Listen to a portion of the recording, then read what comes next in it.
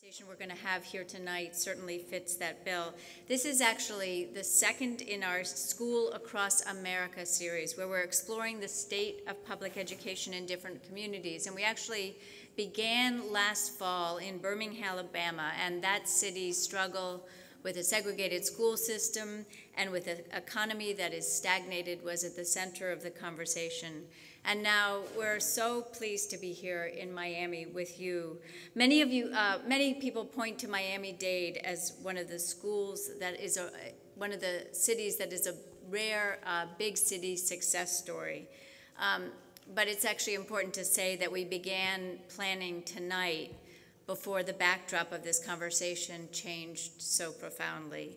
The deadly shooting at Stoneman Douglas High School in neighboring Broward weighs heavily, and as everyone here knows too well, 14 students and 3 staff members were killed by a former student who opened fire in that school less than 3 weeks ago.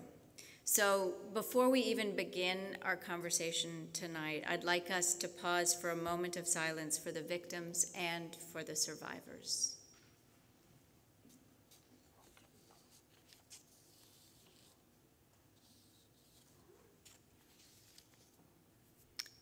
Thank you for that.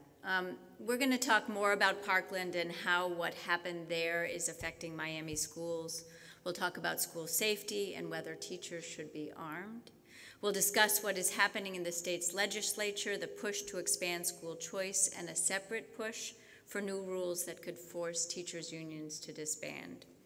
You'll actually hear from the American Federation of Teachers later in this program. In fact, it's important to note that the AFT is underwriting this whole series, School Across America, and we're grateful to their support. Before we begin, some really practical notes. Please silence your cell phones, but don't put them away, because we would love you to join the conversation on Twitter at #SchoolsMiami. That's one word, SchoolsMiami, and we are at AtlanticLIVE. And we want you to be part of the conversation in the room, too, so we're going to have time for your questions after each session.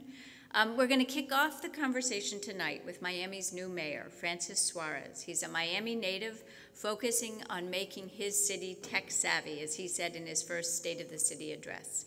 Mayor Suarez is here to talk about how education fits into his vision of Miami. Please welcome him, Mayor Suarez.